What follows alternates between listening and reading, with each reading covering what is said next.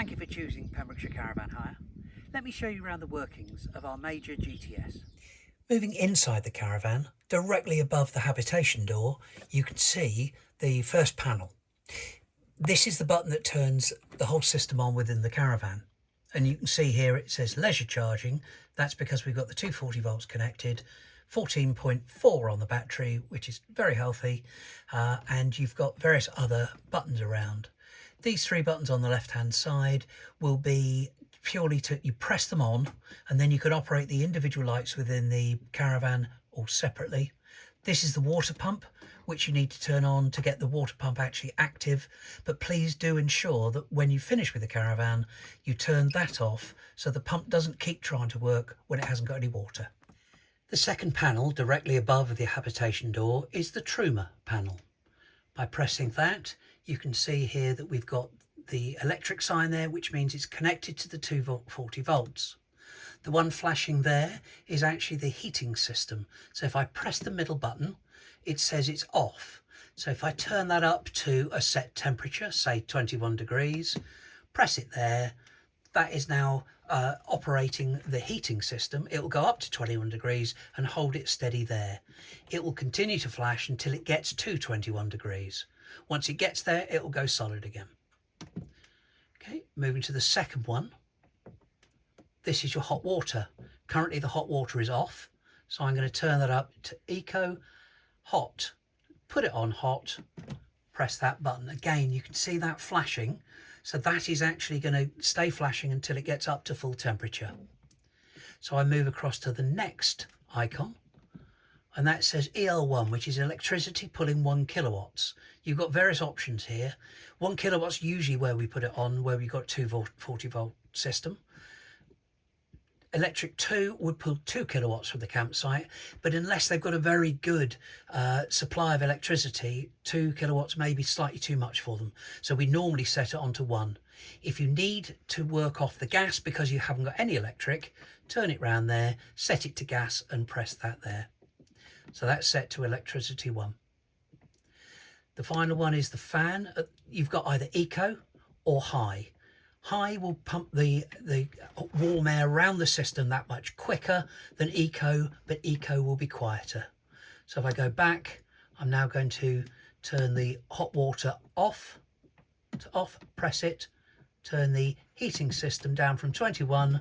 I'm going to turn it to off, press the button there, and she's back off again. Before using the hob, grill or oven, always ensure that you've got good ventilation, either by opening this window, which you do by opening the two handles, push out. It's a click-clack design, just push it past the first click and that will hold the window open.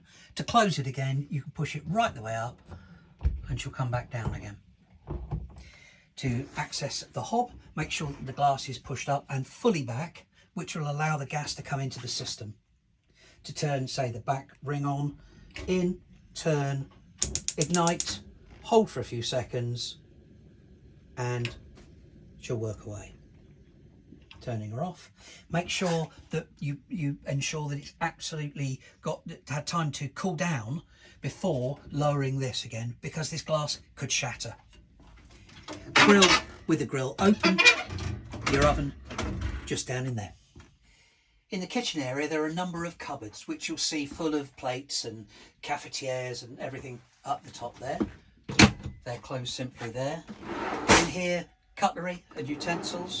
Make sure that when you're travelling, this is secured in to stop anything flying open during transit. Down there you've got cleaning material, kitchen towel, kitchen foil, and down below here, pots and pans.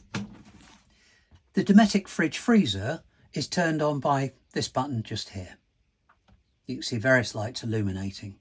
It's currently set onto the electric, which is, as long as you've got a 240 volt connection, is great. You can move it across onto auto, so it would choose electric first, but if there is no electric, it would then move itself automatically onto the gas setting. The temperature is controlled here by this button. You see it's on number 4 at the moment. That's gone to number 5. 1, 2, 3, 4. We normally set it onto number 4. We find that on number 5 sometimes you actually get the items freezing within the fridge section. And to turn her back off at the end of the stay, just press the button again and she'll go off. The fridge itself will stay on even if you turn the main system off, but it will stay on all the time, keeping your everything in there nice and cool. In the front of the caravan, there's a generous lounge area.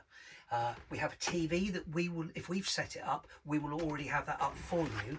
But for transit, it is just a standalone television, so always ensure that it's fully tucked underneath and out the way so it can't fall over during transit. You then have a table which you can use, plenty of storage at the top, underneath and below the seats as well. The windows need to be opened on all 4 plastic handles first and then just pushed out, and it's click-clack design again just past that point. And we always encourage you to pull down the fly screen when you've got the windows open to stop the critters getting in with you. At night you've got the blackout screen which will stop you being woken up at 5 o'clock in the morning with the dawn chorus. Okay, to close it back again, just push it past there, close them back down again, and you're all secure. Behind the table here, you'll find two 240 volt sockets, a 12 volt socket, which we put in a USB point, which has got 2 there, so you can charge your phones and your TV aerial. To make this into a double bed, simply pull the slats right the way forwards to the end here and pull the cushions in from both sides, put them into the middle, and make sure that you turn these upside down because you get a nice flat bed instead of having these ridges stuck in your back. It will make it much more comfortable. Sleep across it that way. It's 6'6" long by about 5'6" wide. Inside this generous wardrobe, you'll find a table which can be used in the awning. Usually you can use it inside. There's a hairdryer in here, plenty of hanging space and hangers there for you to use. This is the TV aerial. If we've set the caravan up for you, if we've delivered it, then we will already have done this for you. But if you are self-towing, you'll need to do this for yourself. So you need to loosen it, push the aerial right the way up and turn it to the direction you find the best signal. This green part here is the back of the aerial. The aerial is pointed that way. Look on the campsite, find where everyone else has pointed theirs, and you'll typically find that they've already found the best signal, and so just copy them. There's no point in reinventing the wheel if they've already found it for you. So point it in that direction, tighten it up again, and then off the TV remote control, auto scan the channels, and you may get 150 channels. Make sure that when you're finished, before travelling home, you lower the aerial again, point it towards the front of the caravan, tighten it up just in case there's any low-hanging trees when you're driving back. The toilet and shower room are illuminated by the light switch just by the toilet here, which turns on the lights in here, and in the shower behind me, which has a full screen and is thermostatic. So once you set the temperature, it should stay there for the duration of your shower. Basin here, storage below, storage above. This will move down to the toilet. This can be moved around to keep out the way or for convenience for sitting.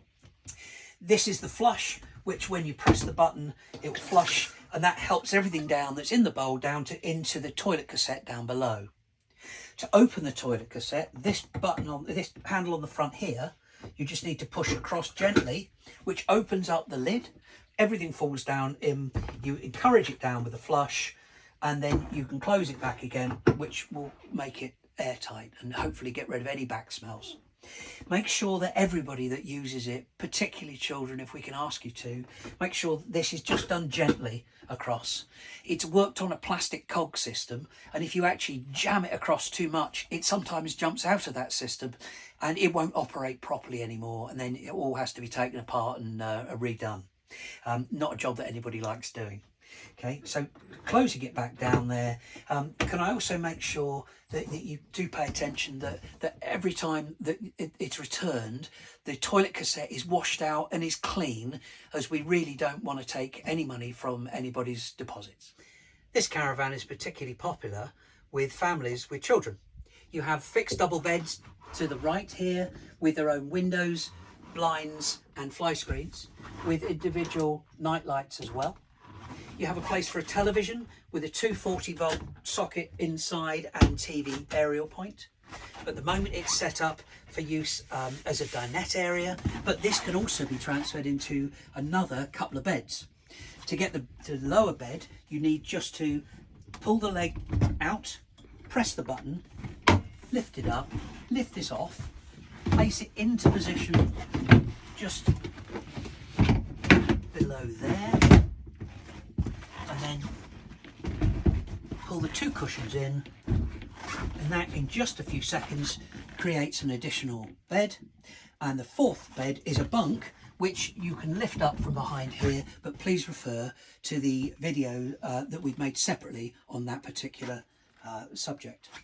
The final point, which is really important, is that this can be closed to giving privacy, so the adults can still access the toilet and shower and the main part of the caravan while the children are safely tucked away.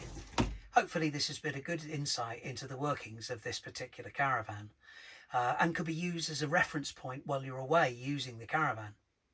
There's also inside the caravan a troubleshooting guide, and should all else fail, we're still going to be available on the mobile phone between 8 and 6 daily. We do hope you enjoy using the caravan.